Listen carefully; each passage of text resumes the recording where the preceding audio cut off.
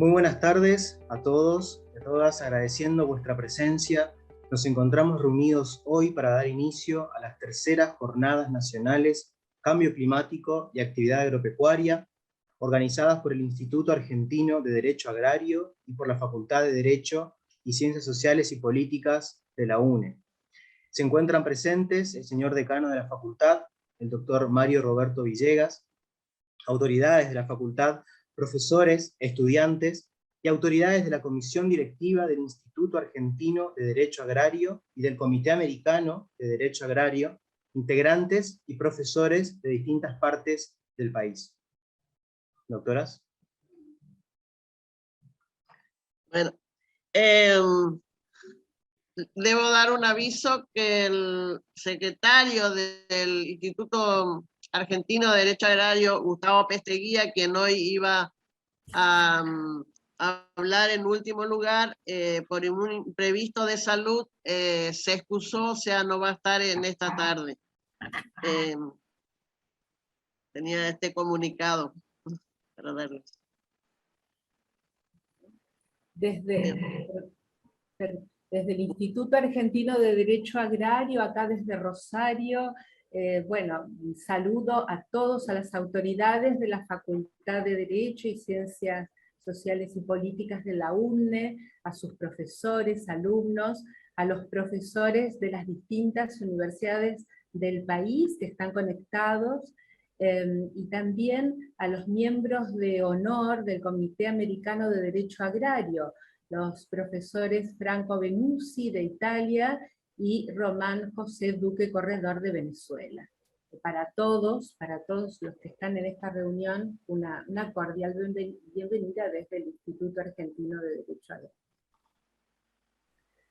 Bien, para dar inicio y dejar inauguradas las jornadas, damos el uso de la palabra al señor decano de la Facultad de Derecho y Ciencias Sociales y Políticas de la UNE, doctor Mario Roberto Villegas.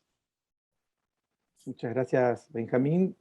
Es un grato honor participar en las terceras Jornadas Nacionales de Cambio Climático y Actividad Agropecuaria, que está organizada de manera conjunta entre nuestra Casa de Altos Estudios y el Instituto Argentino de Derecho Agrario, aquí representado por la profesora Nancy Malanos y el destacadísimo Comité Internacional con el profesor Benussi y el profesor Duque, que nos acompañan gratamente en esta tarde. Además de las docentes y los docentes, de profesionales y estudiantes de toda la geografía de nuestra república.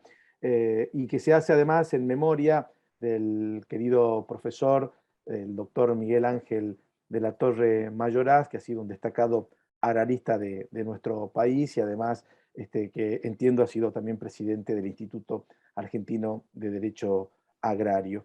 Bueno, seguramente estas jornadas repercutirán de manera provechosa para la vida académica y profesional de nuestra región, de nuestro país y de diferentes latitudes del planeta, ya que los frutos que de ellas surjan sin duda se vincularán con las temáticas que habitualmente estudiamos y discutimos en nuestras instituciones, y que el éxito de estas jornadas seguramente se debe a la calidad de las exposiciones que vamos a tener en el día de hoy, de la profesora Victoria, del profesor Acosta, y permítanme destacar en particular la trayectoria esencialmente de nuestra querida profesora, la doctora Alba de Bianchetti, que, lo digo siempre, ha sido y es una maestra del derecho agrario y ambiental en nuestra facultad. Digo maestra no solo por la capacidad de transmisión de conocimiento, sino básicamente por su conducta, por su ejemplo ético como universitaria. He tenido la oportunidad de apreciar sus virtudes académicas, pero también sus cualidades morales y su gran compromiso con la universidad. Así que quería destacar, permítame, esa pequeña licencia en este evento importante, y porque la doctora Bianchetti siempre ha prestigiado nuestra universidad con su formación académica, con su generosidad intelectual, con su calidad pedagógica, con su compromiso con becarias y becarios de nuestra facultad y con las ciencias jurídicas, en particular con las ciencias del derecho ambiental y del derecho agrario. Digo que esta temática que aborda estas jornadas nacionales, estas terceras jornadas nacionales, son trascendentales básicamente porque el clima y por lo consiguiente los efectos que provoca el cambio climático afectan de manera directa y determinante esencialmente a la actividad agropecuaria, tanto en su faceta de desarrollo y crecimiento como en los esfuerzos que pueden hacer nuestras sociedades para reducir los niveles de desigualdad, de pobreza y garantizar niveles razonables de seguridad alimentaria. Huelga decir que los efectos, obviamente, del cambio climático no tienen el mismo impacto en todo el mundo. Acá tenemos personas de otras geografías, de otras latitudes, pero es notable, entiendo, la incidencia que tienen el cambio climático en países en vías de desarrollo o poco desarrollados como los nuestros, como hay aquí en América Latina, debido, entre otras cosas, a que nuestras riquezas, el crecimiento de nuestras economías, el progreso de nuestras comunidades dependen en gran parte de la actividad de la agricultura, de la ganadería y de las industrias afines, siempre expuestas a la ocurrencia de eventos climáticos en ocasiones extremos como podemos tener producto de lo que es el cambio climático. Por eso creo que es necesario pensar ideas y acciones para que se puedan diseñar políticas públicas capaces de comprender los efectos ambientales y los efectos económicos que producen los cambios climáticos, y este espacio es un espacio interesante para hacer estas reflexiones y esta propuesta, y que también podamos aportar ideas, reflexiones en torno a la posibilidad de prevenir, detener y revertir el daño que se provoca a la naturaleza, cuidado del ambiente, generando ecosistemas más saludables para que las personas podamos vivir mejor, para que todos los seres vivos que compartimos este ambiente podamos vivir mejor, sin perder de vista, obviamente, la necesidad que tenemos de potenciar nuestras economías, de que nuestras empresas sean capaces de generar más empleo, más inversión en la actividad agropecuaria, cuidando el planeta y la atmósfera, por supuesto, con apoyo genuino a las pequeñas y medianas empresas, a la microempresa, a la economía del conocimiento y de innovación vinculado con las actividades agropecuarias, para pensar, en nuestro caso aquí en Argentina, un desarrollo territorial federal que permite explotar todos los activos que tenemos en nuestras regiones con un sentido equitativo, pero también sustentable y sostenible, con una articulación exitosa entre el campo y la industria, pero también con diálogo social para eliminar la pobreza, las enormes barreras de desigualdad social, para poder garantizar seguridad alimentaria, para poder tener calidad de vida y funcionalidad de nuestras ciudades y nuestros pueblos. Es decir, que pensemos todos los efectos que el cambio climático provoca sobre la actividad agropecuaria y en particular sobre este renglón clave de nuestra economía, para que podamos pensar en el futuro un desarrollo económico con prosperidad y preservando la naturaleza, con sociabilidad igualitaria y con una política libertaria en la que todos podamos ejercer plenamente nuestros derechos de ciudadanía. Nuestra América Latina y gran parte del mundo cuentan con algunas ventajas. Si bien tenemos inconvenientes porque sobreabundamos en producción de materias primas, también tenemos grandes reservorios de agua, y esto también nos puede permitir pensar, como tenemos grandes extensiones territoriales, energías renovables, energías alternativas, proteger nuestra abundante biodiversidad, pensar cualquier desarrollo futuro en el marco de cooperación y estrategia común entre nuestros estados, para preservar los recursos que tenemos, generar un sistema productivo más activo, pero también teniendo siempre como norte el cuidado del ambiente para que la humanidad camine hacia un futuro cierto, sano y justo de esta casa común, como nos enseña la doctora Bianchetti aquí en nuestra facultad, que es nuestro planeta. Así que de esta manera, muy breve, porque lo más importante son las disertaciones, les doy la bienvenida a estas terceras jornadas nacionales, también con el anhelo de que se lleven el convencimiento de que a pesar de estas circunstancias especiales, hoy estamos a través de la virtualidad, ojalá el próximo año, en las próximas jornadas, podamos vernos personalmente, podamos decir que seguimos trabajando desde el Instituto Argentino de Derecho Agrario y de nuestras universidades públicas para mejorar las propuestas que tenemos que pensar los universitarios y las personas del derecho comprometidas con el futuro, con ese futuro próspero y compartido que queremos para nuestra comunidad, siempre alentados por la ciencia jurídica, por la libertad, por la igualdad y por la justicia. Felicitaciones a los organizadores y me quedo en parte escuchando el evento. Muchas gracias. Gracias. Gracias, señor decano.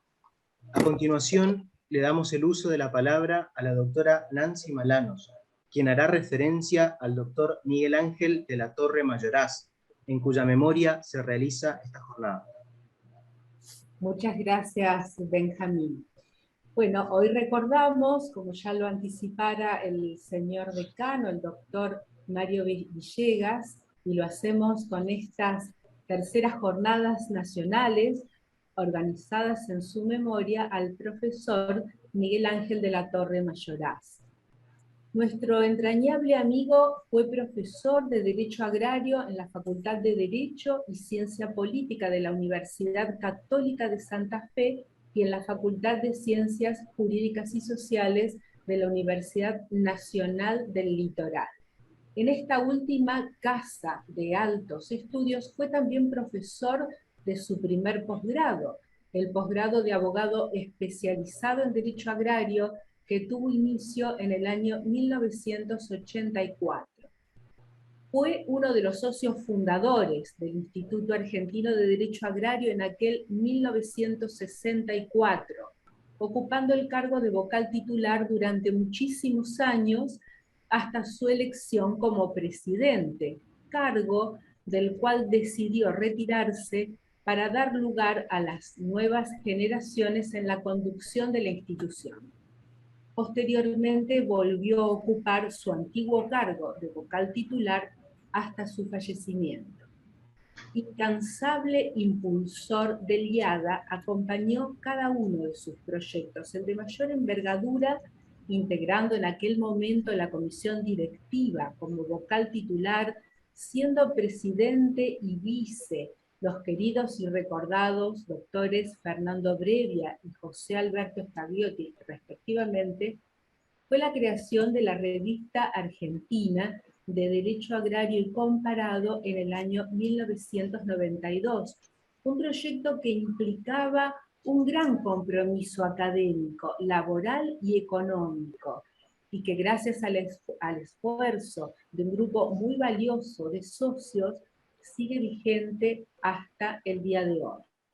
En aquellos primeros años, nuestra revista fue encargada a los talleres gráficos del Colegio Salesiano San José, aquí en la ciudad de Rosario, donde yo resido, con algunos pocos fondos del IADA, pero fundamentalmente con el aporte personal de los 3 directivos nombrados. El doctor de la Torre Mayoraz participó activamente en todos los congresos del Instituto Argentino de Derecho Agrario, tanto nacionales como internacionales, en sus jornadas y mesas redondas, siendo conferencista en la mayoría de estos eventos.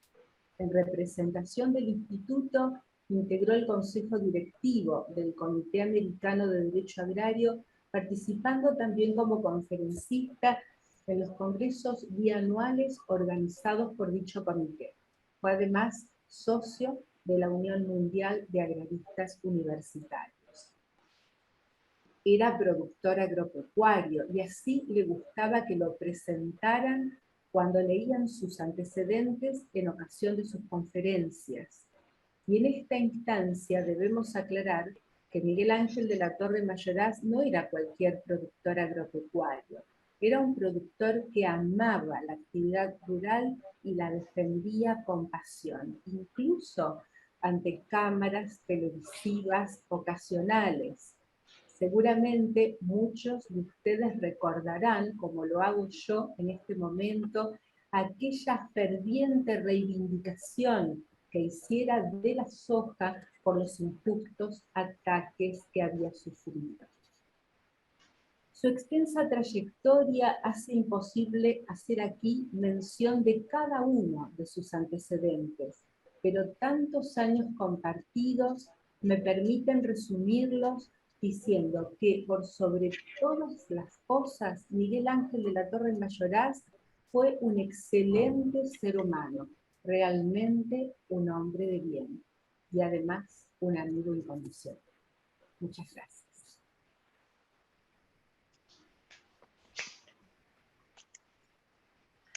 Gracias, doctora. Seguidamente, y entrando de lleno a la jornada del día de la fecha, hará uso de la palabra el profesor Gustavo González Acosta, quien se referirá a las políticas públicas relativas a fenómenos agroclimáticos.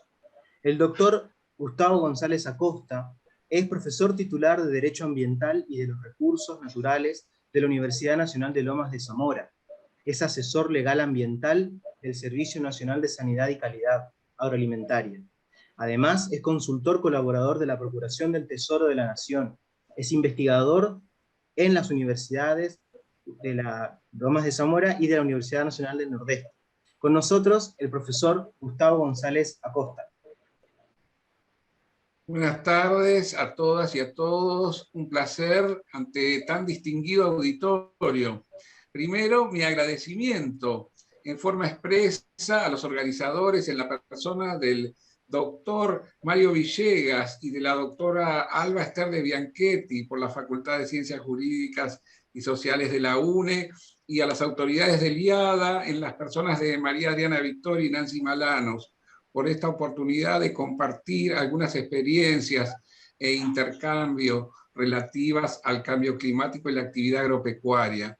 Y con especial referencia a nuestro apreciado y querido compañero del instituto, como fue el profesor Miguel Ángel de la Torre Mayoraz, de quien además de todas estas alocuciones a las cuales hizo a la doctora Malanos alusión, destaco y pondero su calidad de persona, que realmente era lo más llamativo en relación a su forma de comportamiento y de acercamiento e intercambio con los colegas, alumnos, docentes, profesionales, productores, etc. Nuestra idea de hoy es compartir algunas reflexiones relativas a las políticas públicas relativas a los fenómenos agroclimáticos. Primero vamos a comenzar como introducción afirmando que el Comité Intergubernamental de Cambio Climático ha pronosticado cambios en los patrones, tanto de precipitaciones como de temperatura global, que en el transcurso de este siglo, y también en relación a la resiliencia como la capacidad natural de los ecosistemas, va a ser superada probablemente por la combinación sin precedentes de cambios en el clima y otros motores, sobre todo de origen antrópico, como son el cambio de uso de la tierra, la sobreexplotación, la emisión de gases de efecto invernadero y otros que, en virtud del ritmo que actualmente llevan, van a traer aparejada esta manifestación, entre otras, de fenómenos climáticos extremos, modificación en el régimen de lluvias, bueno, entre otros que vamos a enunciar a continuación. Seguimos. Desde la perspectiva nacional se ha iniciado ya a partir de la tercera comunicación nacional que se hace a la COP de cambio climático, un plan de acción nacional de agro y cambio climático que tiene como objetivo ser un refuerzo a una posición de liderazgo y proactividad que nuestro país ha iniciado en relación al cambio climático.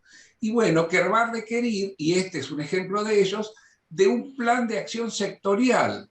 ¿Para qué? Para organizar la implementación de los compromisos que Argentina ha asumido en estos instrumentos internacionales. Nosotros hacemos alusión, bueno, ahora de Glasgow, de la reunión de Glasgow, que de ser ratificada por la República Argentina va a implicar algunas obligaciones diferentes a las anteriores previstas en París, o en Kioto, o ya mismo en el Convenio Marco de Cambio Climático. Entonces, estas estrategias de carácter sectorial van a plantear distintos desafíos a las autoridades nacionales, que son competentes para la ejecución de las medidas de mitigación y adaptación. Tengamos en cuenta que la ley de presupuestos mínimos de adaptación y mitigación al cambio climático global implica distintas obligaciones y acciones y medidas por parte de los distintos sectores de la administración pública.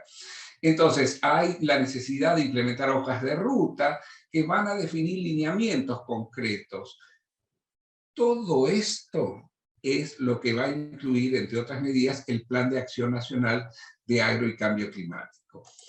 Para lo cual hemos identificado que la elaboración del presente ha sido coordinada por el Ministerio de Agricultura, Ganadería y Pesca, que hay una dirección específica, que es la Dirección de Producciones Sostenibles, junto con el área de cambio climático del Ministerio de Ambiente y Desarrollo Sostenible, la intervención de otros ministerios y organismos, las mesas, las asociaciones de productores, sectores académicos, organizaciones no gubernamentales, empresas, los trabajadores y la posibilidad de participación, que así fue llevada a cabo mediante las mesas ampliadas del Gabinete Nacional de Cambio Climático.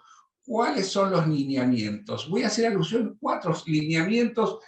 Tengan en cuenta que no es un plan estático, sino que es de carácter dinámico. Entonces, hay distintas realidades, hay condicionamientos en la implementación de políticas que van a requerir de nuevas actualizaciones. Pero yo hago alusión al que está vigente aún. Primero es la priorización de la adaptación. El segundo lineamiento es potenciar el papel de la agroindustria como fuente de soluciones ante el cambio climático. También integrar la producción agroindustrial en el contexto de los ecosistemas de los que depende esa actividad para su sostenibilidad. E incentivar el desarrollo de tecnologías de proceso y de productos. ¿Y por qué hacemos alusión a estos lineamientos? Vamos a explicar cada uno de ellos en forma general, en virtud del tiempo que tenemos para la disertación. Priorizar la adaptación. Nosotros hablamos de adaptación y mitigación.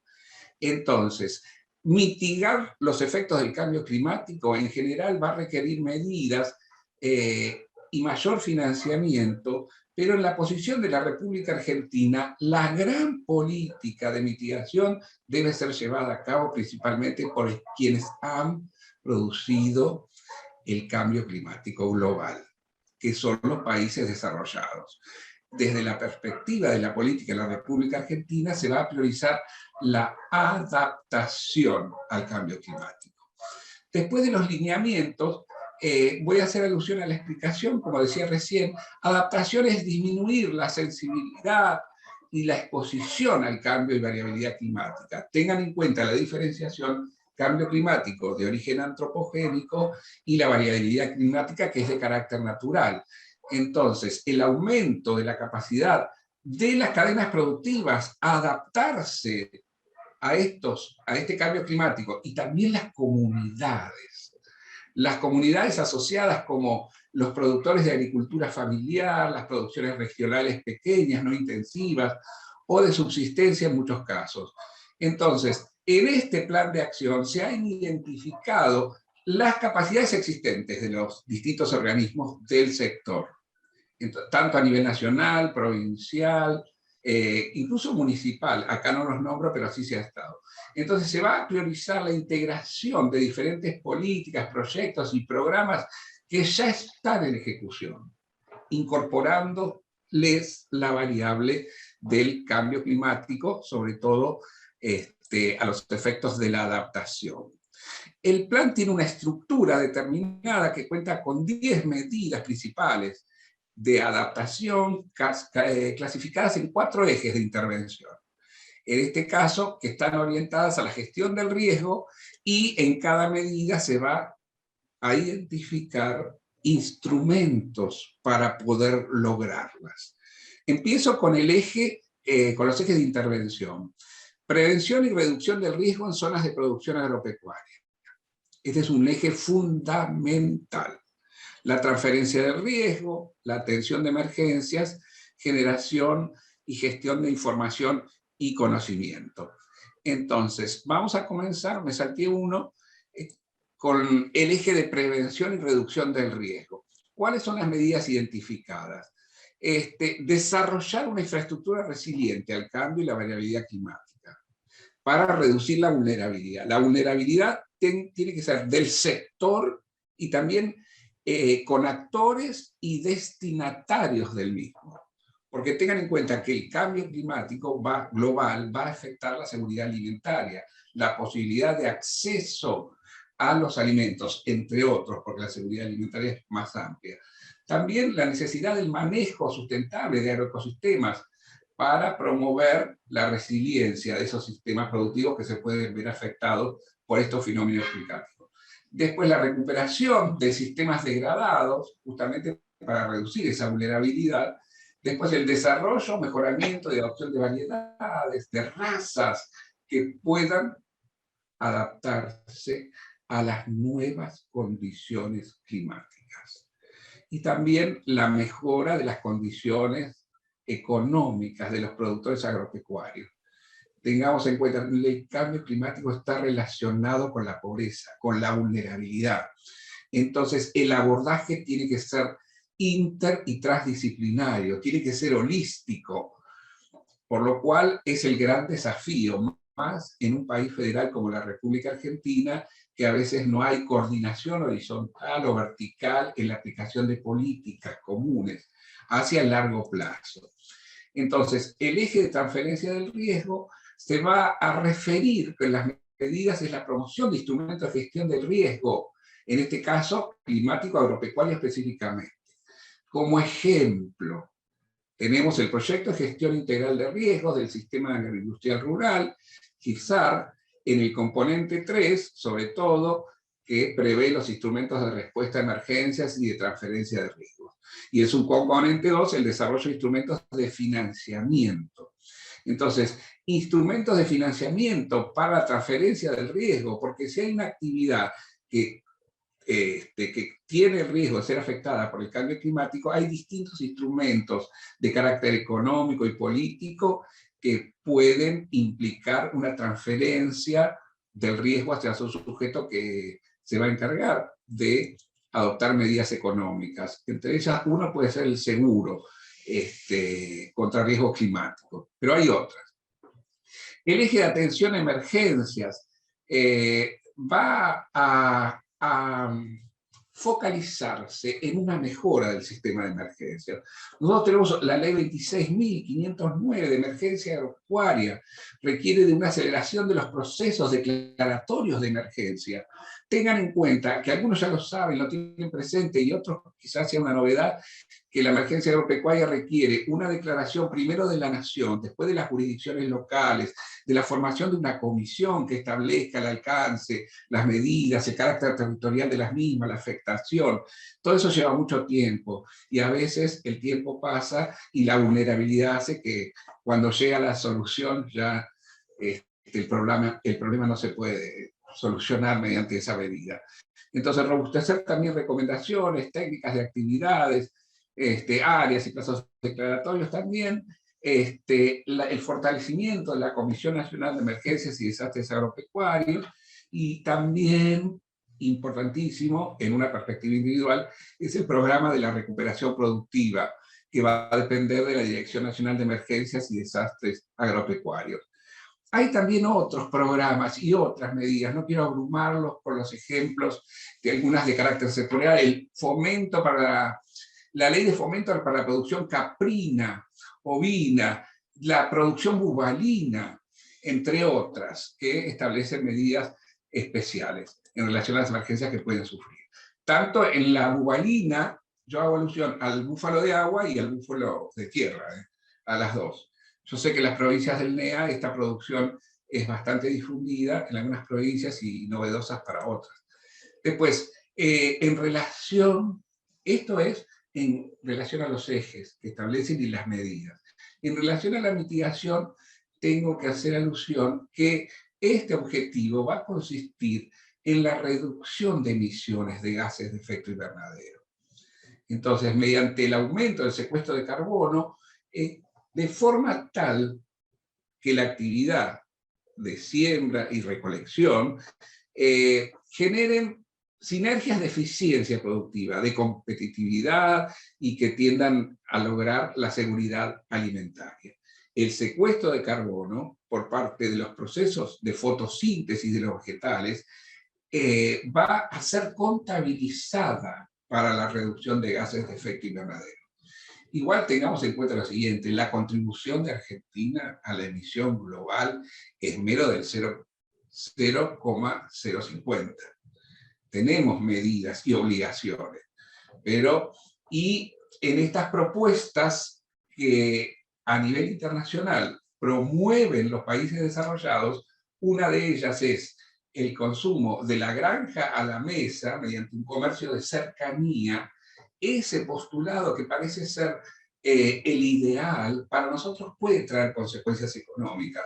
Porque si nosotros vamos a destinar nuestra producción a una región que se declara libre de carbono, de emisión de carbono, en todas las etapas del proceso productivo, que va desde la preparación del suelo, la siembra, la recolección, transporte, hasta llegar a la empresa, si, aunque nosotros tengamos una producción agroecológica y somos país exportador, si nosotros, nuestra producción va por barco o va por avión, la emisión de gases del transporte puede ser una limitante del ingreso de esos productos a regiones que se declaran libres de carbono.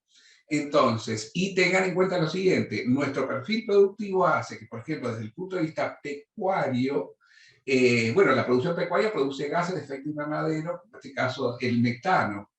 Entonces nosotros generamos un pequeño porcentaje de las emisiones globales, pero nuestro sistema productivo tiene un perfil que genera unos o algunos con preponderancia los gases de efecto invernadero. Tengan en cuenta que este sistema adoptado por las convenciones internacionales se refiere a actividades civiles, pero muchas de las actividades que generan gases de efecto invernadero son la fabricación de armas, donde es una industria a nivel global que emite una cantidad considerable de gases de efecto invernadero, las cuales no tienen huella de carbono ni tienen certificaciones que establezcan una trazabilidad en relación a la generación de gases. Hago este postulado porque las implicancias, cuando lean en profundidad o analicen o se anoticien de las conclusiones de la COP llevada a cabo en el Reino Unido, van a ver que algunas de estas posiciones adoptadas van a tener una influencia especial en los países en pie de desarrollo y agroexportadores. Entonces, las medidas de mitigación desarrolladas en la versión que está vigente ahora en el plan de acción son, por ejemplo, el incremento de la forestación, la rotación de cultivos, el aprovechamiento de biomasa para la generación de energía, entre otros. Bueno, y para ir terminando, como planteamiento de esta charla, voy a identificar 3 desafíos, entre muchos otros que a raíz de las charlas y de las demás participantes se van a poner de manifiesto. El primero de ellos es que el cambio climático aumentará la frecuencia de los eventos climáticos extremos.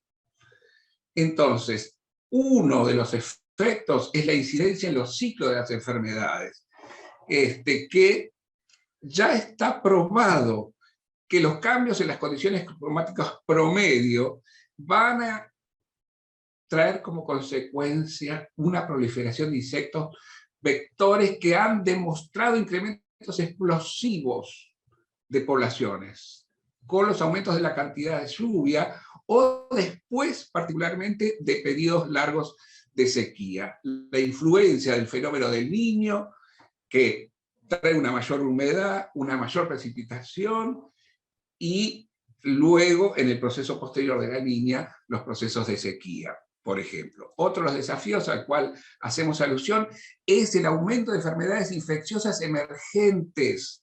Esta es, desde el punto de vista de la sensibilidad, un gran desafío.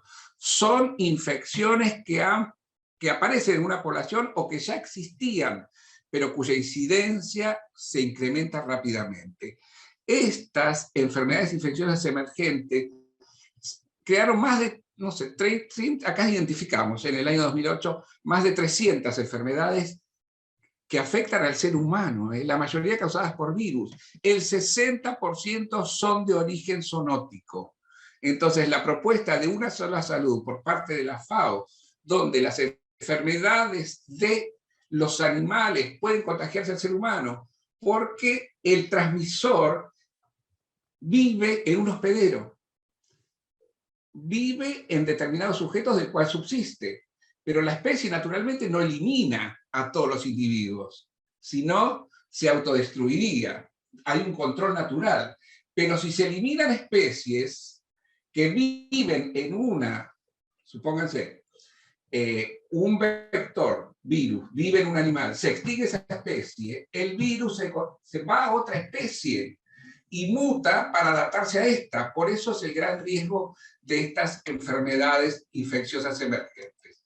El tercer desafío al que voy a hacer alusión es los incendios forestales. Entonces, el cambio climático es responsable por el aumento, la frecuencia, la severidad de los incendios. En este caso identifico forestales, pero también de la agricultura. Entonces, la temperatura, la humedad atmosférica, el viento, la sequía, las tormentas eléctricas, tienen una especial influencia en relación a la manifestación de incendios.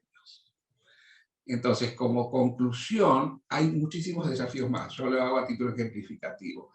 Entonces, realmente el cambio climático está afectando a todas las comunidades de todos los países y todos los continentes. Entonces, tanto el aumento de los fenómenos como el nivel del mar, fenómenos meteorológicos extremos, desestabilización de la economía, inseguridad alimentaria, inseguridad hídrica, escasez de recursos, también hay conflictos, conflictos que alteran la paz, exigen medidas urgentes, nuevas alianzas, ideas ambiciosas, la interacción, la coordinación, el financiamiento, la transferencia de tecnologías, entre otras. Y por último, el calentamiento global debe ser analizado y gestionado con cambio global. Nuestra ley de presupuestos mínimos establece los presupuestos mínimos para la gestión de la adaptación y mitigación del cambio climático global. Si bien hay que pensar globalmente, hay que actuar localmente. Entonces, este problema está interconectado a problemas globales. Debe enfocarse en forma unificada de una perspectiva política. El ser humano, vivimos todos en el mismo planeta. Es nuestra casa común, como hacía alusión el doctor Villegas y a la doctora de Bianchetti, y los que están acá en el auditorio a raíz de la lectura de Laudato Si lo tienen bastante presente. El ser humano, entonces, debe entender una relación naturaleza-sociedad de forma integral, interconectada, interdisciplinar. Las consecuencias climáticas nos van a afectar a todos. Bueno, con esto terminamos nuestra disertación. Muchas gracias y un gusto participar.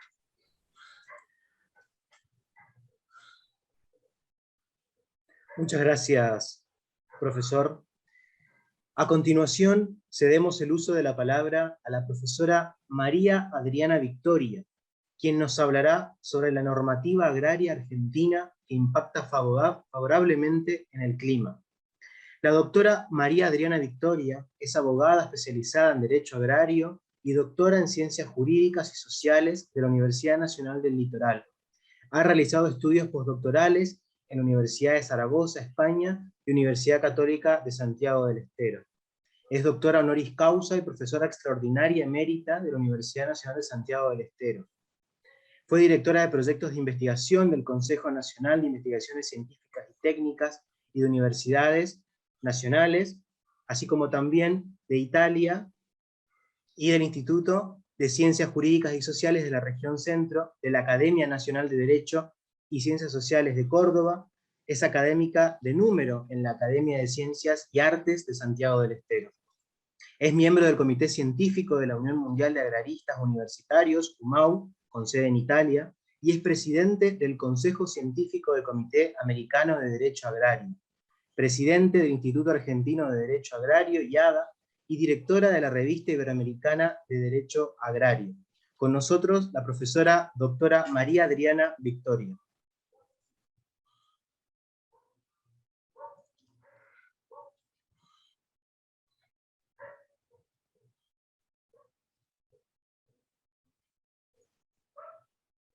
Doctora, tiene que levantar el silencio. Ahora sí. ¿Lo hice? Ahora sí. Gracias. Bueno, muchísimas gracias. Saludos a mis gran conocidos, tanto de Argentina como de otros países, Venezuela y de Italia, pero que está en Costa Rica. Asimismo, a profesores, alumnos de las distintas universidades, para compartir unas líneas nada más respecto a la normativa argentina que impacta favorablemente en el clima. Todos sabemos que el cambio climático es un fenómeno natural que interdepende con la actividad agraria como hecho técnico y que plantea relaciones con la misma. Y nos podríamos preguntar cómo es esta relación. Esta relación es bidireccional, ya que el cambio climático en general impacta en la actividad agraria, específicamente afecta negativamente a la agricultura, a la ganadería, a su vez que la agricultura contribuye al cambio climático de formas que produce efectos adversos en el mismo, muy pocas veces de carácter positivo. Sucede que la agricultura tiene una estrecha relación con el medio ambiente. Ya nos enseñaba el profesor Carreras, fallecido, que era una industria genética, como digamos, en base siempre a los recursos naturales. Y por supuesto que además de ser un componente esencial de la sociedad, a su vez el cambio climático a largo plazo podría afectar a la agricultura de varias maneras. La productividad en términos de cantidad y de calidad de los cultivos, en las prácticas agrícolas, también de los cambios de uso del suelo, del agua, del aporte de insumos agrícolas. Ya lo señaló muy bien por su gran experticia el profesor Gustavo Acosta, digamos, respecto a la mitigación y a la adaptación. Simplemente señalar que la Organización de Naciones Unidas asegura que la agricultura es la actividad forestal y el cambio del uso de la tierra tienen un papel fundamental en la reducción de los gases efecto invernadero. Naciones Unidas señalan, digamos, que estos sectores de la agricultura pueden contribuir a la mitigación del cambio climático, disociando los aumentos de las emisiones y los de producción en determinados sectores, y con esto, digamos, la capacidad de almacenar el dióxido de carbono. Con la tecnología actual, uno de los principales medios de extraer el dióxido de carbono es a través, ya lo sabemos, de la actividad forestal, de la rehabilitación de aquellas tierras degradadas. Y este proceso de descarbonización, digamos, posibilita lograr una economía con bajas emisiones de dióxido de carbono. ¿Cuáles son los efectos de la agricultura en el cambio climático? Los efectos negativos que hay que evitar. FAO señala que en el 2014, por ejemplo, se muestran emisiones procedentes de agricultura, de silvicultura, que se han duplicado en los últimos 50 años y podrían aumentar en un 30% adicional en el 2050, por lo cual urge reducirlas.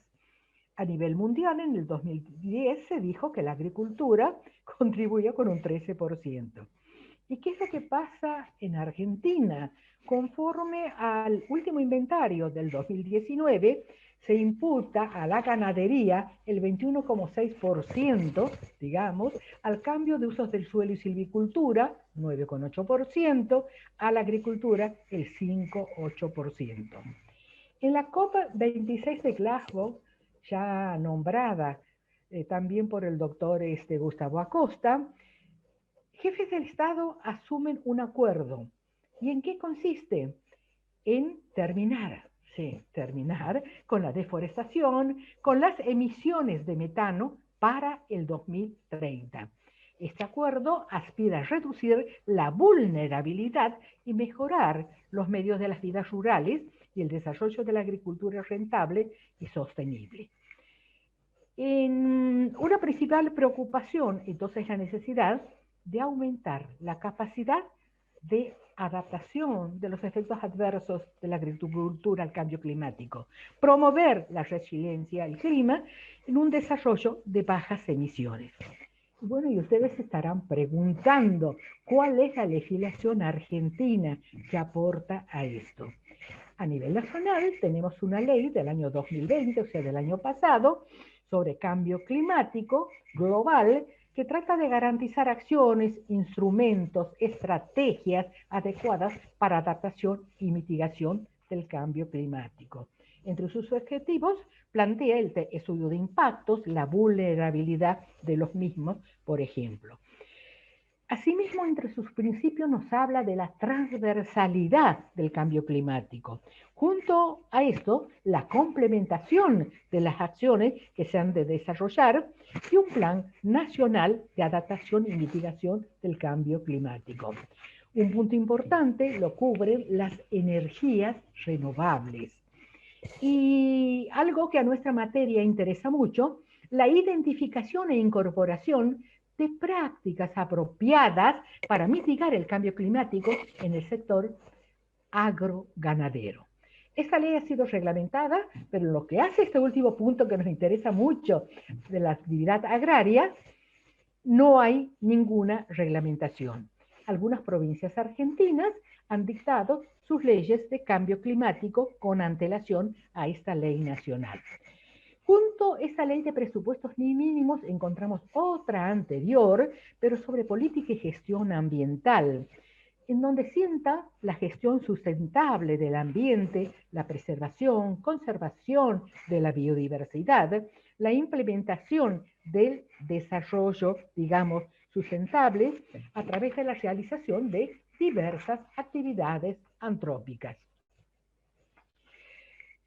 Esta ley es fundamental ¿en qué sentido? Que a nivel nacional se plantea el uso racional y sustentable de los recursos naturales, previene efectos nocivos o peligrosos y utiliza algunos instrumentos que son muy importantes, a partir de los cuales se sancionan normas como el plan ordenamiento ambiental del territorio, la evaluación de impacto ambiental.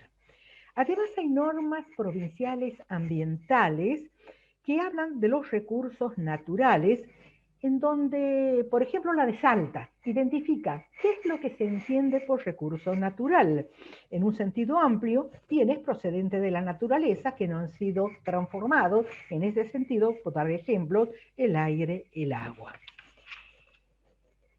Resulta de interés, por ende, el ordenamiento territorial dispuesto por algunas provincias argentinas, por ejemplo, Mendoza, que hace alusión a las áreas rurales, a las áreas urbanas.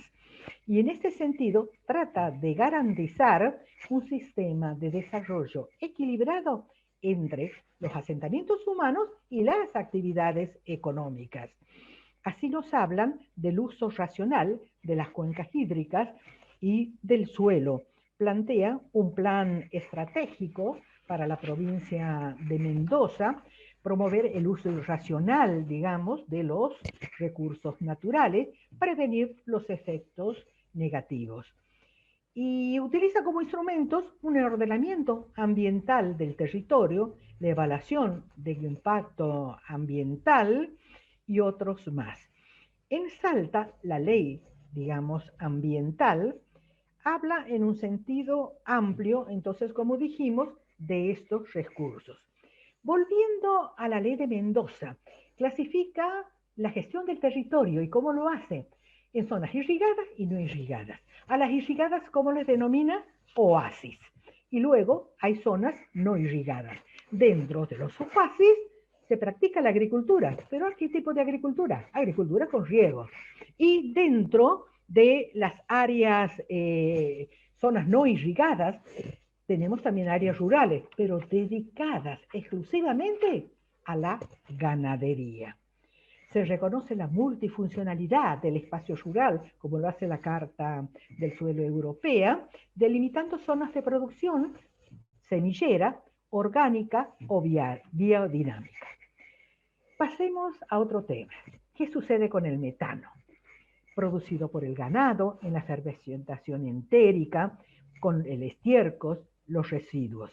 Ante estos, parte de la legislación argentina de algunas provincias, como Buenos Aires, han sancionado normas sobre feedlot, la crianza, digamos, de animales en establos, para lo cual obliga al establecimiento a cumplir determinadas normas, entre ellos un plan de mitigación ambiental, un programa de monitoreo y vigilancia ambiental, una descripción de las contingencias y las distancias que hay que observar.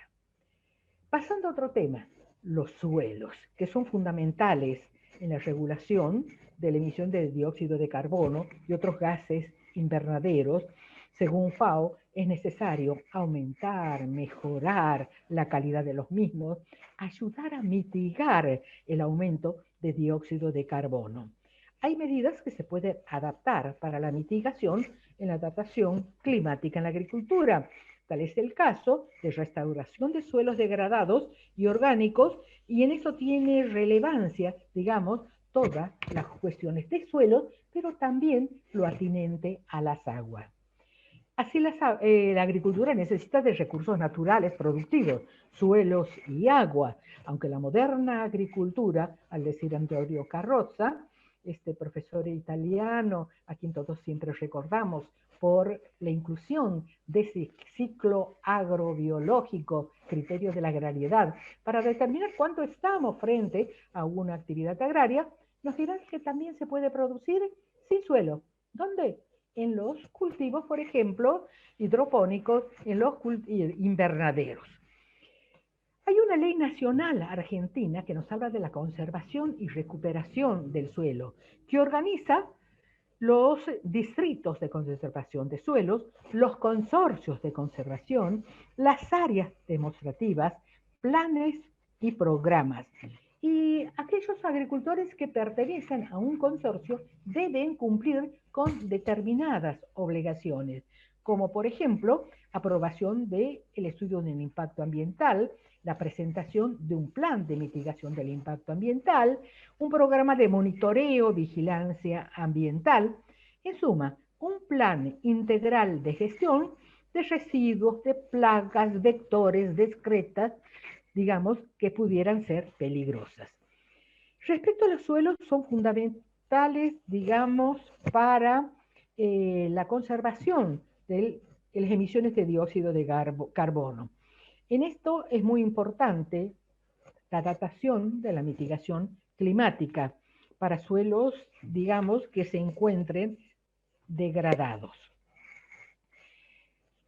Veamos ahora que también a nivel provincial, como es el caso de Santa Fe, nos encontramos con normas provinciales sobre la temática de suelos que entienden a la implementación de medios para adecuar la utilización de la tierra y cómo, conforme a la aptitud, manteniendo el equilibrio de los ecosistemas.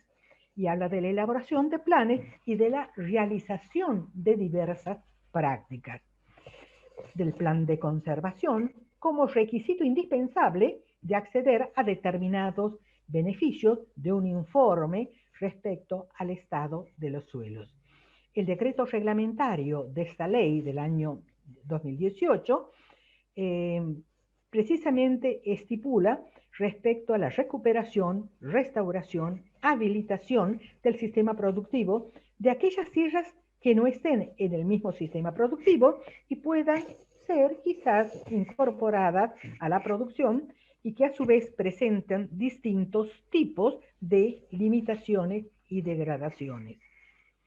Esta ley tiene unas normas muy importantes, ya que se señala que deberá efectuarse la adopción de medidas prácticas o técnicas disponibles de probada eficacia para recuperar, mantener o mejorar las propiedades del suelo.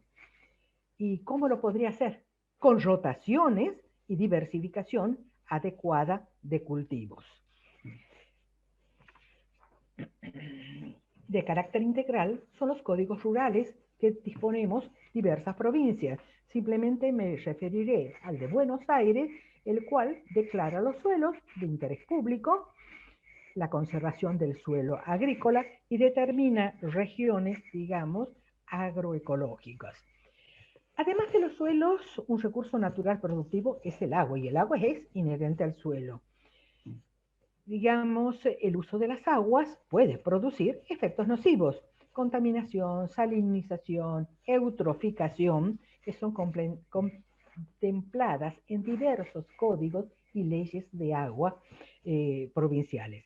A nivel nacional hay una ley sobre aguas del 2007 que nos habla de la regulación hídrica, de la conservación del suelo, y ahí ven la interacción suelo y agua, y específicamente sobre el agua, digamos a nivel nacional, tenemos una ley que habla de la preservación de las aguas, del aprovechamiento de uso racional, y algo muy importante, alude a la noción de cuenca hídrica.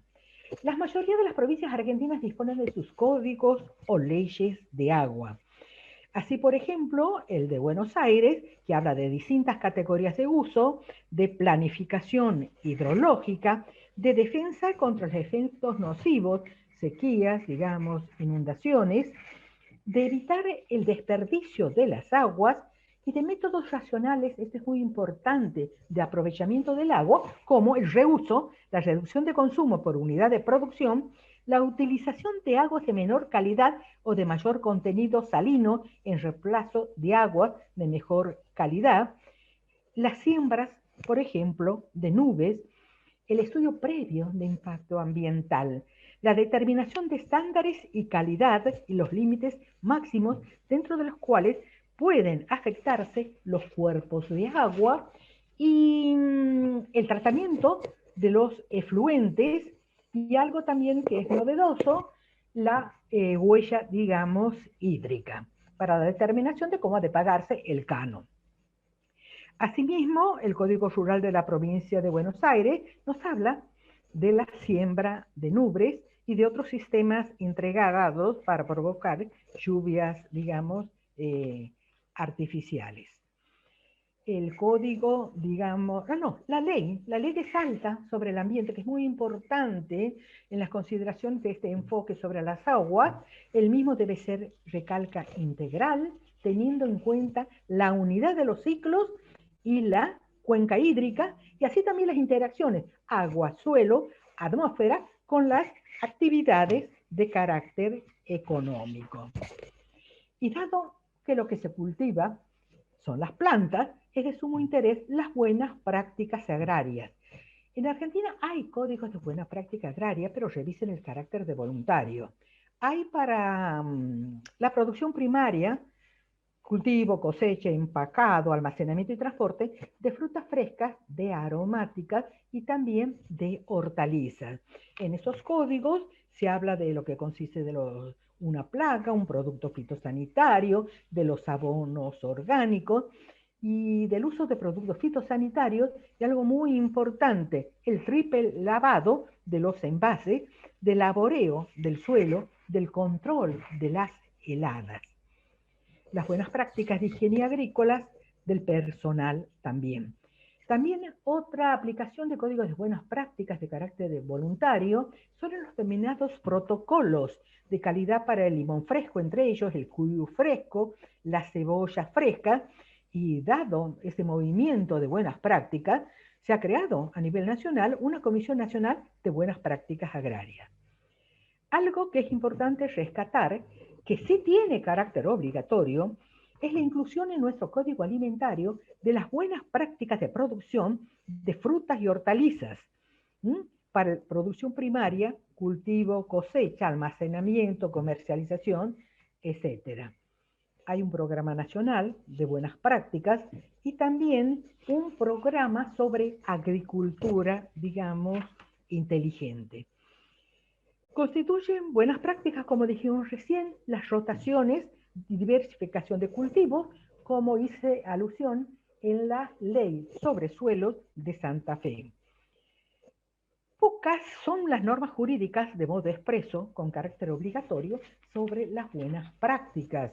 En ese sentido, cabe destacar a la provincia de Chaco, que habla de buenas prácticas para aplicación de agroquímicos, la norma de Neuquén, implementación de buenas prácticas, no solo de producción, sino de manufactura, también en acciones relacionadas con los agroquímicos para prevenir fundamentalmente no solo la intoxicación de las personas, sino la contaminación del ambiente, y destacan la importancia del uso y calibración de las pulverizadoras y del triple lavado conforme a las normas IRAM. Complementa el uso y aplicación de las buenas, de agroquímicos, una ley que es bastante nueva, digamos, en cierto modo, de gestión de envases vacíos. Esto porque es importante para determinar una jerarquización de opciones para la gestión integral de los envases vacíos. Y esta ley trata de esa gestión integral bajo principios rectores, teniendo en cuenta la responsabilidad extendida y compartida. Al mismo tiempo nos habla del ciclo de los envases vacíos. Asimismo, opciones de mitigación terrestre al cambio climático son las prácticas de la agricultura orgánica. Nosotros tenemos una ley que es una agricultura sin químicos de síntesis. Vinculada a la misma, una norma en donde se establece que se prohíbe el uso de organismos modificados genéticamente en dicha agricultura. Junto a la agricultura orgánica, hay otra agricultura, que es la familiar, encargada de promover y proteger sistemas de vida y de producción que preserven la diversidad.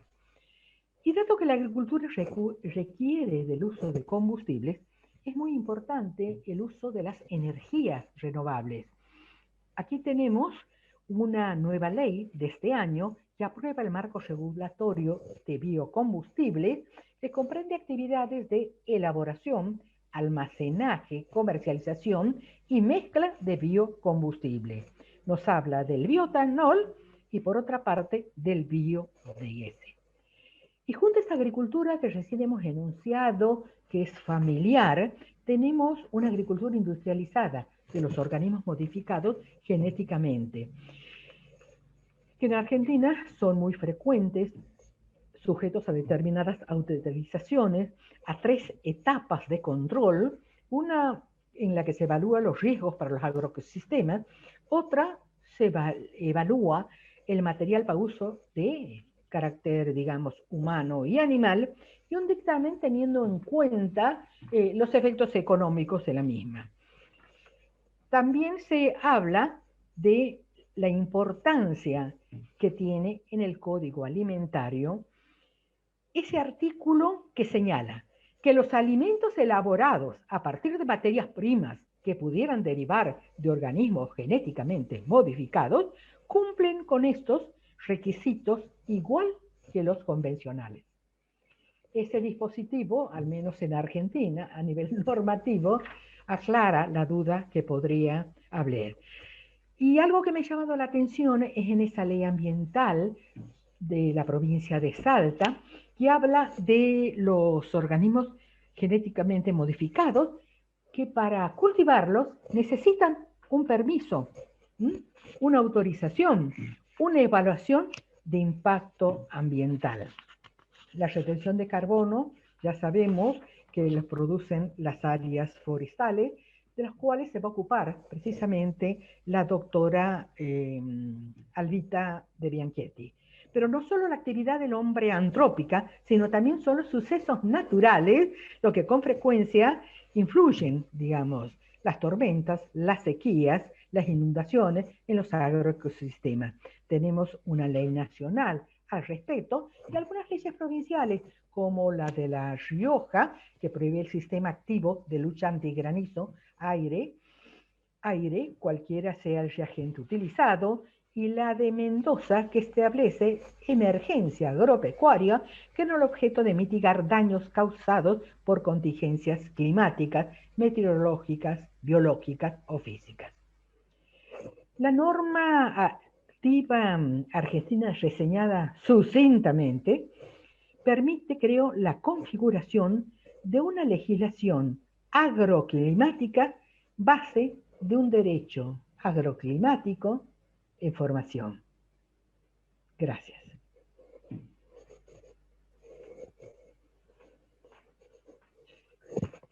Muchas gracias, profesora. A continuación, y concluyendo con las exposiciones de estas jornadas, nos dirigirá la palabra la profesora doctora Alba Esther de Bianchetti, quien se va a referir sobre el bosque y su incidencia en el cambio climático. La profesora Alba de Bianchetti es abogada, magíster en empresa agraria y derecho fundiario, doctora en Derecho Público, Política y Gobierno, ex profesora titular de Derecho Agrario y Ambiental de la Facultad de Derecho y Ciencias Sociales y Políticas de la UNE, es investigador categoría 1 en el Programa Nacional de Incentivos Docentes, es directora de la carrera de doctorado en Derecho de la Universidad Nacional del Nordeste, autora y compiladora de libros y capítulos nacionales y extranjeros. Es vicepresidente del Instituto Argentino de Derecho Agrario e integra la comisión del Comité Americano de Derecho Agrario. Integra el Comité Científico de la Revista Iberoamericana de Derecho Agrario. Es directora de la Revista de Investigaciones en Ciencias Jurídicas, Sociales y Políticas Mombaeteva, publicación científica de la Facultad de Derecho de la UNE. Y es miembro de la Unión Mundial de Agraristas Universitarios. Con nosotros la profesora doctora Alba Esther de Bianchetti.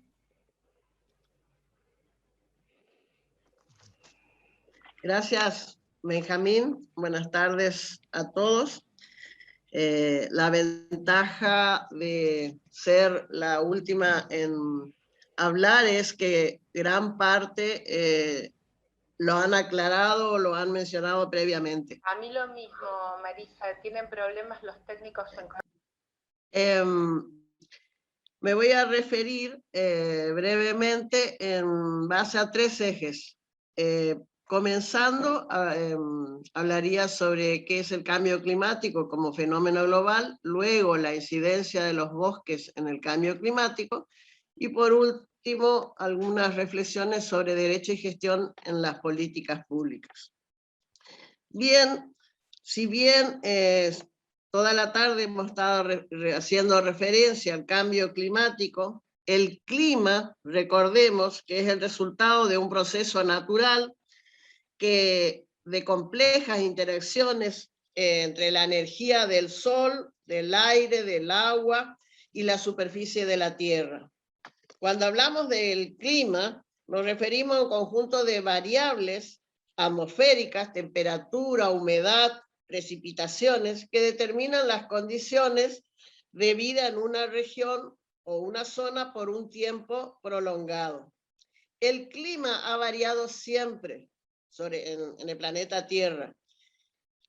Y en el pasado, hace unos cuantos millones de años, hubieron crisis climáticas bastante extremas. ¿Qué es lo que sucede en la actualidad? ¿Por qué el clima o el cambio climático ocupa la agenda de gobiernos, de la doctrina, del derecho mismo? Lo que sucede es que en la actualidad la actividad humana es la que ha acelerado los cambios que son naturales o serían naturales, pero lo ha acelerado de manera tal que las consecuencias de ese cambio se avisoran como muy negativas o muy preocupantes. Por ello, los científicos nos alertan acerca de la necesidad de modificar conductas, de modificar estos factores que aceleran o contribuyen al cambio climático en el sentido de negatividad, porque como les digo, el cambio climático es natural. ¿Qué es lo que se busca? Desacelerar esa composición negativa actual, digamos, de haber aumentado la temperatura global. Estas preocupaciones se manifiestan en lo que ya ha hablado Gustavo, tangencialmente lo ha expresado la profesora Victoria, todas las reuniones que se han hecho, las convenciones marco de cambio climático, el protocolo de Kioto, vinculado también con la Agenda 2030, o sea, la necesidad de lograr objetivos que aminoren la pobreza, pero a su vez que cuiden el ambiente y que cuiden o que disminuyan estos efectos que son preocupantes. Y en definitiva, entonces, ¿de qué hablamos cuando hablamos de cambio climático hoy, actualmente, o este cambio que nos preocupa?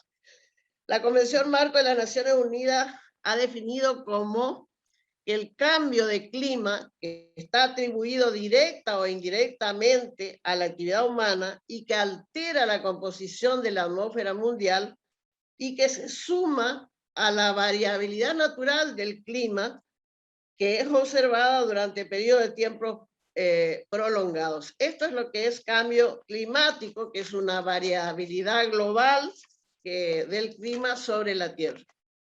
¿Y por qué ocurre este cambio climático? En definitiva, la Tierra recibe de manera permanente la radiación solar, parte de la cual se refleja al espacio a través de las nubes, pero la mayor parte de esa radiación atraviesa la atmósfera, alcanza la superficie terrestre, esa energía del sol, esa radiación solar que se denomina como onda corta, calienta la superficie de la Tierra y de los océanos. A su vez, la Tierra emite esa energía de vuelta a la atmósfera, al espacio exterior, en forma de ondas térmicas que se conocen como radiación de onda larga, radiación infrarroja.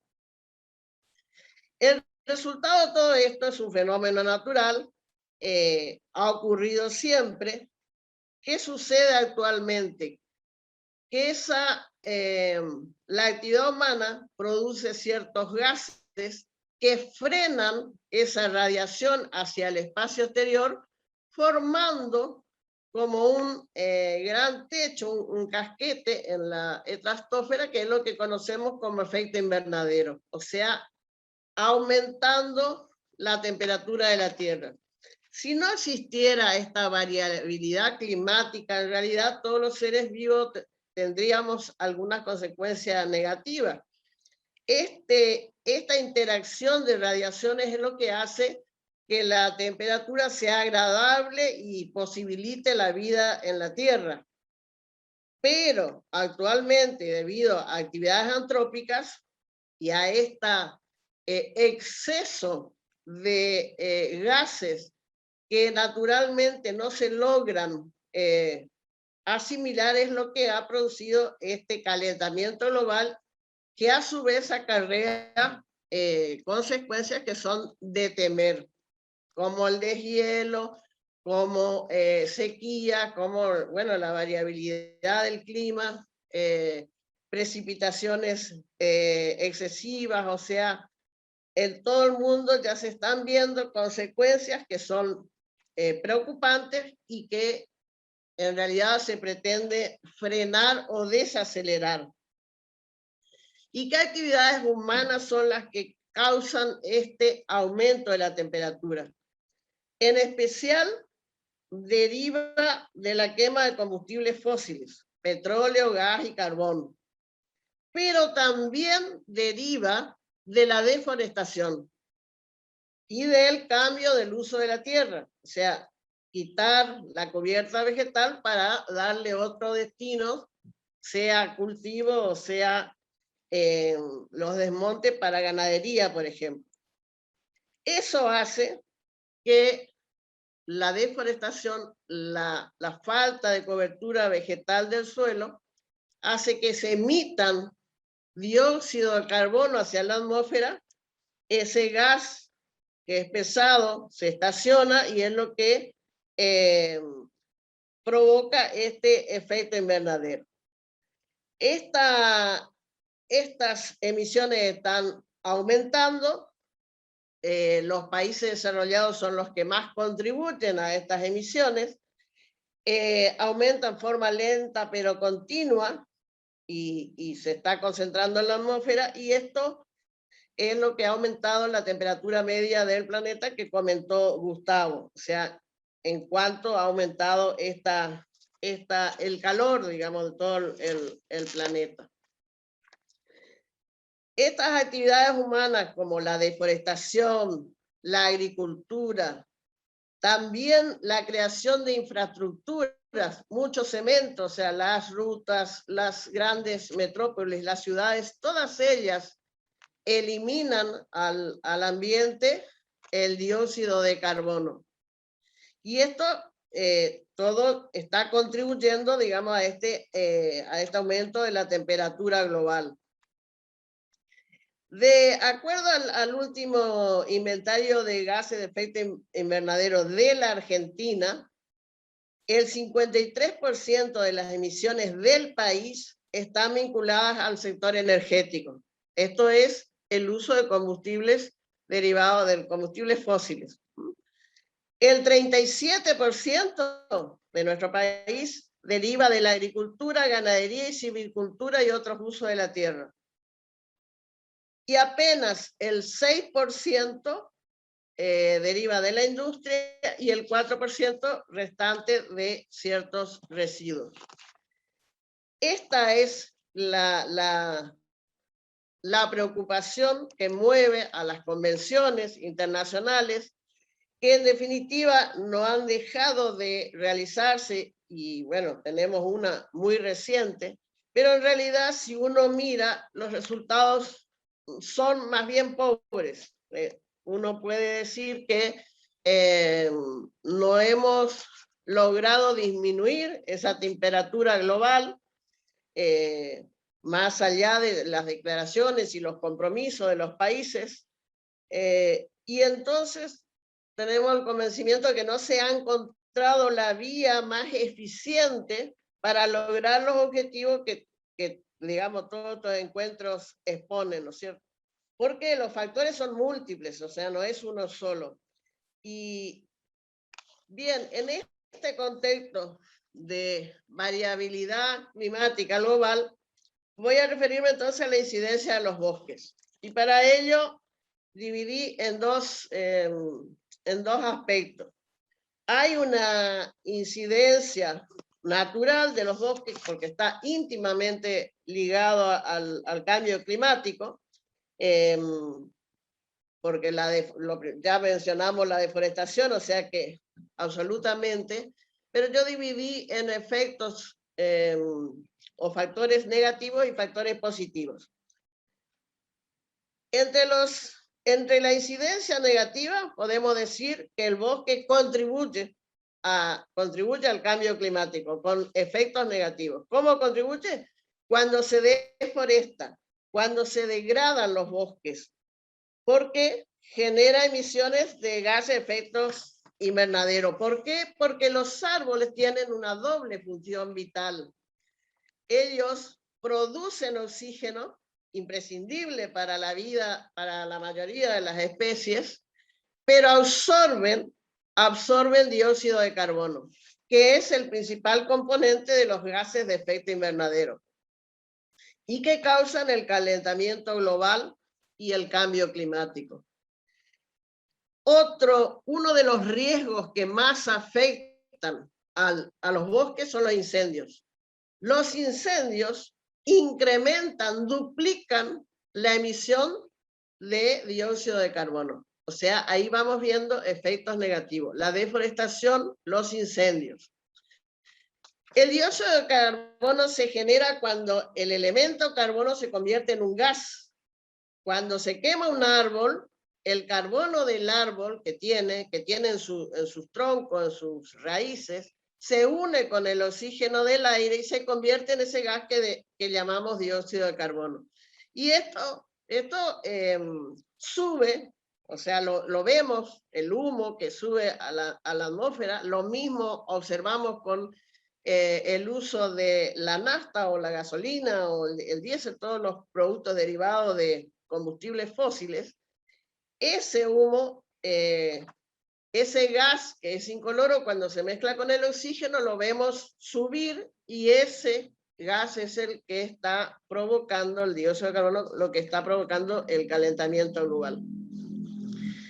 O sea que la deforestación es un fenómeno que no es mundial, o sea, todos los países poseedores de grandes áreas de bosques naturales han visto absolutamente incrementadas las áreas de desmonte. Nuestro país no está ajeno a ello y esta deforestación es causante del 23% de gas de efecto invernadero total del planeta. O sea que ese porcentaje es superior a todo el dióxido de carbono que provoca el transporte, por ejemplo, a nivel mundial. Por ello es tan importante o tan relevante disminuir la deforestación, la degradación de los bosques, porque se convirtió por eso en una estrategia de mitigación del cambio climático, evitar la deforestación. Sin embargo, y solo para mirar datos de nuestro país, se ha deforestado en una magnitud tal que, bueno, ello ha provocado una ley de protección, de conservación del bosque nativo con distintas herramientas y estrategias para conservar el bosque. Sin embargo, y solo por referirnos a la época de pandemia, se siguió deforestando de manera intensiva. Y esto en 4 provincias del norte de nuestro país: Santiago del Estero, la provincia del Chaco, Formosa y Salta. O sea, se deforesta en una magnitud que tantas hectáreas que se cambia el uso del suelo, y esa, al desmontar con topadora, no solo que se elimina el dióxido de carbono, sino que los suelos se ven desprotegidos, ya no tienen freno para ya no detienen las precipitaciones llevan o arrastran toda la capa rica de los suelos. O sea, ahí viene todo el fenómeno de la desertificación. Se recuperan suelos para actividad productiva, pero luego estos suelos, sin la protección de cubierta vegetal, se degradan. Por otro lado, como el cambio climático ha provocado precipitaciones extremas, pero a su vez sequías extremas, están los incendios. Y esto no hay necesidad de decir, las noticias nos advierten de incendios incontrolables en países desarrollados. El año pasado Chile, más de 500.000 hectáreas incendiadas, tanto de bosque nativo como implantado. En este año podemos recordar la provincia de Córdoba, cómo se incendiaron esa zona serrana. El año pasado la zona del Delta, esos incendios intensos. Entonces, esos incendios también duplican la generación de estos gases nocivos para el cambio climático. Y ahí hay que reconocer que con respecto a estas amenazas no existen muchos medios para, por lo menos para prevenir, que sería la mejor gestión para prevenir los incendios, porque una vez ocurridos contamos con poca infraestructura para combatirlos. Bien, esto en cuanto a los efectos negativos de los bosques o su colaboración con el cambio climático, debido a la acción humana, no por naturaleza. Pero al mismo tiempo tenemos que señalar efectos benéficos o todos los servicios ambientales que nos brindan los bosques. O sea, su capacidad para absorber el dióxido de carbono y liberar oxígeno, que hace que mantenga la vida sobre la Tierra, sobre todo de todos los seres que respiran, porque bombean el oxígeno que respiramos y consume el dióxido que almacena en su tronco, en sus raíces, en sus hojas. Se estima que un solo árbol maduro, frondoso, produce el suministro de oxígeno de entre 2 y 10 personas. O sea, brinda oxígeno para entre 2 y 10 personas, un solo árbol. Imagínense lo que nos favorece un bosque, ¿no?, completo. Otra acción benéfica con relación al clima de los bosques. reducen la temperatura. Se ha comprobado que los árboles, porque los árboles en las ciudades que se consideran islas de calor, porque las ciudades al tener tanto cemento, tantos aire acondicionado, que todos, digamos, colaboran a ese calentamiento, los árboles disminuyen hasta casi 10 grados la temperatura, a la par que nos brinda sombra, entre las otras cuestiones benéficas. Los beneficios que el bosque nos brinda podemos calificarlos como ecológicos, económicos y sociales. Ecológicos, esto que estamos mencionando, o sea, esa función de beneficiar al ambiente todo. La función económica, porque del bosque se extraen madera, productos, subproductos, o sea que económicamente necesarios para el hombre. Y sociales, porque indudablemente que el bosque brinda también medicinas, recreación, salud. Cuando vamos por estrés a un psicólogo, bueno, nos recomienda vaya de viaje, vaya a una zona natural, o sea, los japoneses reconocen como baño de bosque una acción muy saludable para la salud humana. O sea que estos servicios intangibles, estos servicios ambientales que brinda el bosque, que algunos son de aprovisionamiento porque nos brindan alimentos, bebidas, resinas, madera. Otras funciones son de soporte, o sea, el bosque mantiene en las riberas de los cursos de agua, mantiene la calidad y la cantidad de agua. Además del proceso del carbono que mencionamos. Tienen funciones de regulación, como es esta, de regular las inundaciones. Donde hay bosques no suceden ni aludes ni inundaciones, porque a través de sus raíces fijan el agua de lluvia. También tienen una acción contra los vientos. Todas estas virtudes desaparecen cuando se deforesta. Bien, ahora vamos entonces a hacer una reflexión entre el derecho y cierta gestión en las políticas públicas. Como se mencionó acá y lo ha hecho magistralmente la profesora Victoria, no es falta de normas. En mi humilde opinión, no nos faltan leyes que protejan el ambiente o que aludan a estas situaciones. Pero sí podemos comentar algunas anomias.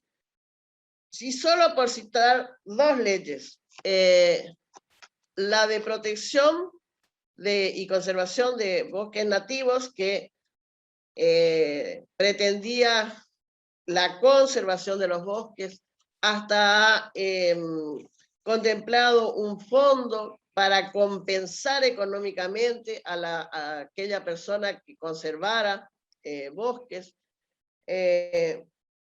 Y el Estado era el que proveía estos fondos. Y el Estado se comprimió, fue el primer incumplidor al disminuir el compromiso de estos fondos que iban anualmente a figurar en las partidas presupuestarias. No podemos decir que esa sea la consecuencia después de la flexibilización, la desmotivación de quienes conservan y la flexibilización de los gobiernos locales en autorizar estos desmontes, que es lo que acabamos de comentar, estando vigente esta norma. Ese es un ejemplo. Otro ejemplo, la ley que acá se citó también, la de mitigación y adaptación al cambio climático global. Es una excelente norma. Prevé entre sus objetivos, bueno, está brindar las herramientas necesarias para mitigar, para adaptarnos, especialmente para evitar las vulnerabilidades de la población. Sin embargo, no podemos decir que ella haya tenido una incidencia o una gravitación significativa hasta el momento, pese a ser una excelente norma. La Argentina, y en base a esa ley, en 2020, el año pasado, en sus contribuciones determinadas a nivel nacional, porque cada país determina en cuánto va a contribuir para disminuir las emisiones, ha comunicado a otros países que va y actualiza ese compromiso y pone un piso mucho más alto, ambicioso, respecto al anterior que había comunicado en 2016. Por un lado decimos, es una buena noticia, pero no sabemos o no se manifiesta de qué manera vamos a cumplir con ese objetivo. Entonces, si el bosque es capaz de generar efectos negativos y otros efectos positivos, las políticas debieran inclinarse por fomentar, estimular, favorecer aquellas medidas benéficas del bosque. ¿En qué sentido? Y no decimos no deforestar ni una hectárea. Decimos que hay muchas maneras de incentivar las actividades productivas agropecuarias, combinando actividades, sean silvopastoriles, agrosilvopastoriles.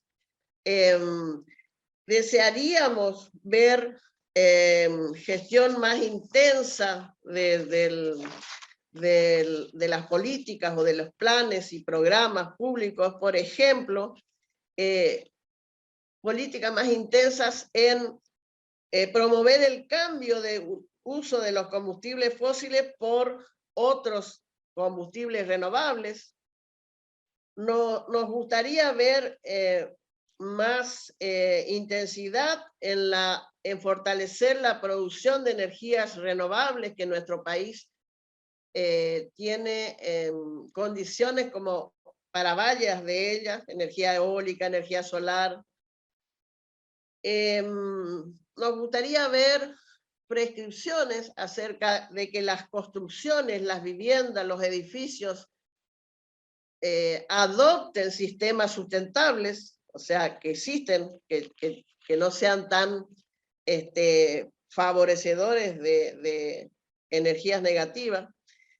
Nos gustaría ver más intensidad en la provisión y la distribución de agua, que saben que es imprescindible, es un derecho humano esencial, no solo para la higiene, sino para la salud, para el agua, en cierto sentido, ha sido considerado también un alimento. Nos gustaría ver planes y programas que aumenten la conectividad entre las áreas protegidas para facilitar el hábitat de las especies, porque ya vimos lo que sucede y es grave lo que ha comentado Gustavo. La desaparición de las zonas boscosas provoca enfermedades, o sea, esto no es digamos, no es que no tenga consecuencias, o sea, las consecuencias son varias y algunas preocupantes. Nos gustaría ver que se promueva bancos de semillas para semillas autóctonas, semillas de especies que sean resilientes tanto a las inundaciones como a las sequías. Y por supuesto, mucho más empeño en un manejo sostenible de los suelos. Porque vinculado a la actividad agropecuaria en general.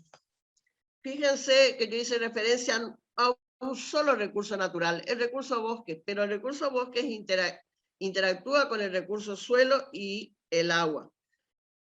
Sumidero de carbono no son solo los bosques, son todos los océanos, de eso no hice referencia, ya no da el tiempo, pero también tiene su propia problemática porque hay excesiva contaminación. O sea, digamos, referirme a esta particularidad es nada más para llamarnos a la reflexión que no no hago referencia ahora a falta de normas porque las tenemos y buenas, sino cierta observación de la realidad de que no se ve mucho empeño en todas estas buenas medidas que están diagramadas, pero que aparentemente no se llevarían a cabo con la responsabilidad que se requiere. Y no soy de las personas que le reclamo todo al Estado, o sea, no estoy diciendo que sea el Estado o quien temporalmente se encuentre en su administración, sino creo que la responsabilidad es de cada habitante que tiene derecho a un ambiente sano y equilibrado, pero tiene también el deber de preservar, o sea, de todos nosotros. Porque no, si bien nos asiste el derecho a reclamar y a exigir que las autoridades tomen medidas o políticas públicas, yo creo que a nosotros nos cabe velar porque exigir el cumplimiento de normas que ya están y que vemos que tienen un cumplimiento no saludable. Eso es todo por hoy. Muchas gracias.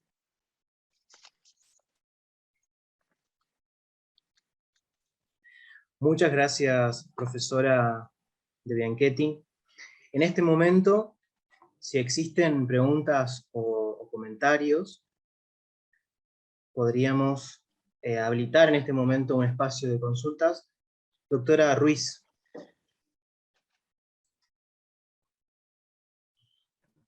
Bueno, buenas tardes a todos.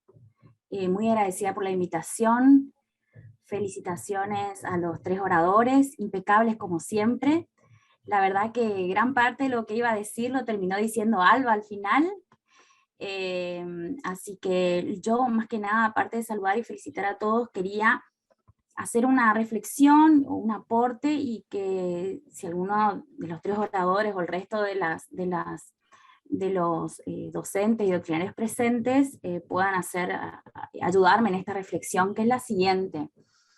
Disculpen si escuchan un golpeteo atrás, lo que pasa es que parece que tengo una obra cerca y por ahí.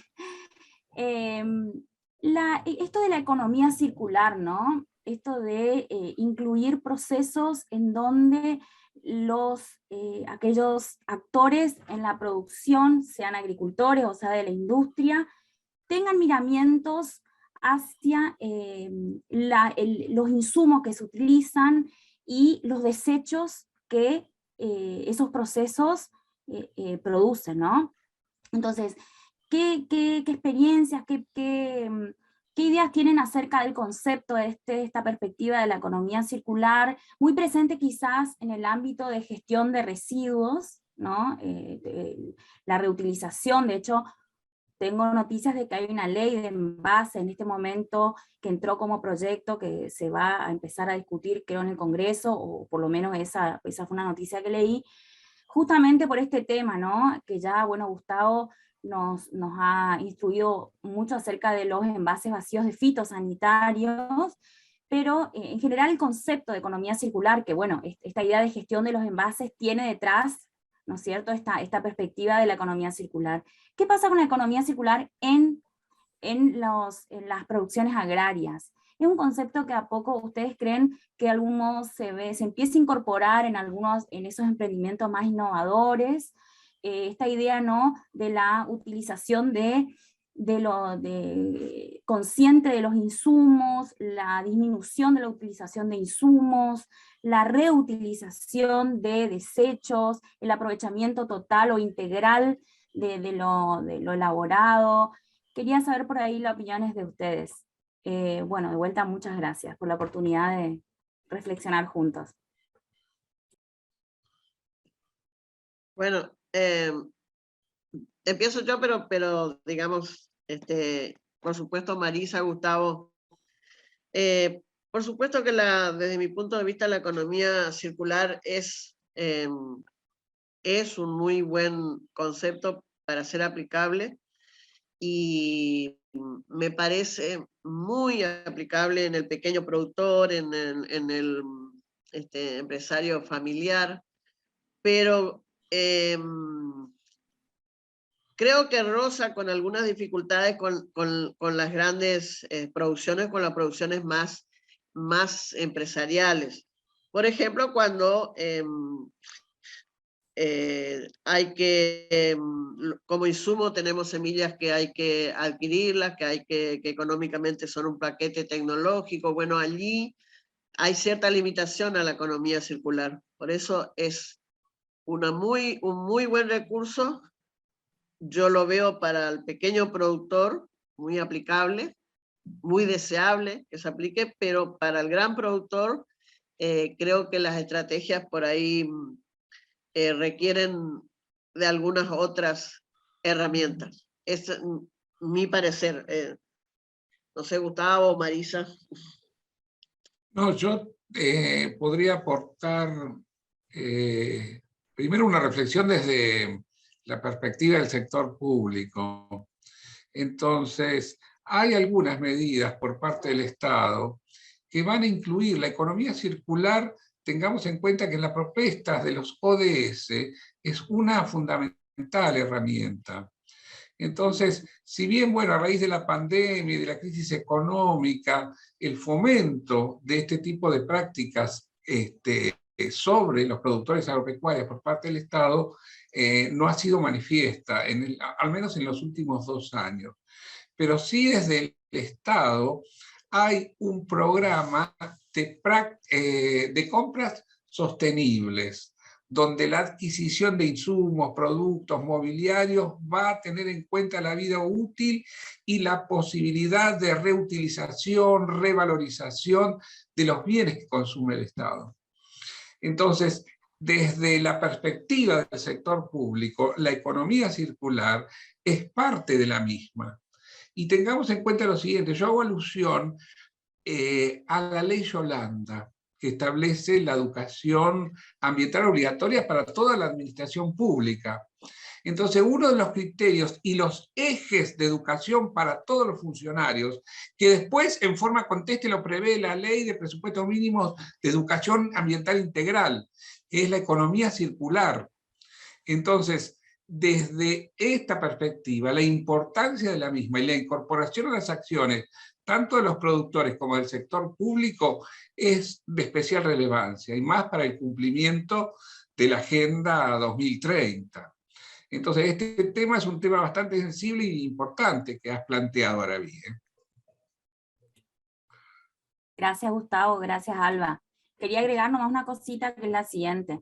Pensar que por ahí los nuevos procesos de agroecología o de las producciones silvopastoriles un poco, ¿no es cierto?, van aplicando estas nociones de aprovechamiento integral de insumos, ¿no?, de reutilización, y en ese sentido creo que también hacen su pequeño aporte a la mitigación del cambio climático. Gracias. Sí, sí, totalmente de acuerdo. ¿Hay alguna otra pregunta en el chat?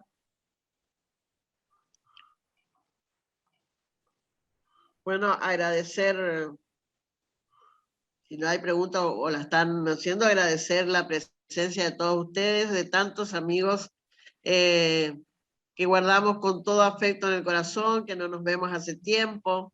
Enrique Guerra, es un placer saber que estamos, gracias a esta tecnología, te podemos ver, a Duque Corredor, al profesor Benussi y a tantos conocidos agraristas que están acá, Juan Carlos Acuña. Muchas gracias por estar. No sé, Nancy o Marisa, si quieren despedirse o decir algunas palabras. Si no, tendríamos que ir cerrando. Yo agradezco la presencia de todos y de todas. Ha sido una linda tarde, una linda jornada, compartiendo este tema que es de tanta actualidad y recordando a nuestro amigo Miguel Ángel de la Torre Mayorazza, que seguramente ha estado aquí con nosotros. Así que bueno, el agradecimiento para todos.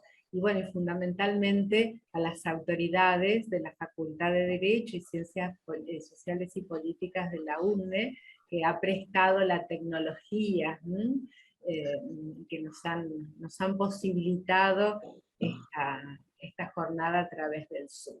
Así que para todos, un gran abrazo y muchas gracias. Igualmente, saludos para todos y todas, los asistentes, amigos, los exalumnos, alumnos, bueno, a los organizadores, a doctor Guerra, doctor Duque, Franco, Eduardo, Juan Carlos, bueno, para todos un abrazo, un agradecimiento por participar y acompañarnos.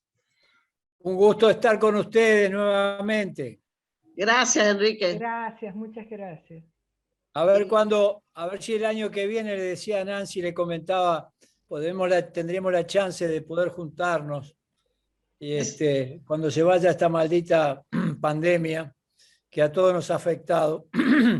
Mucho nos gustaría poder reunirnos y reencontrarnos y cambiar nuestras formas de pensar y ver las cosas que también nos hace a todos. Por supuesto que sí.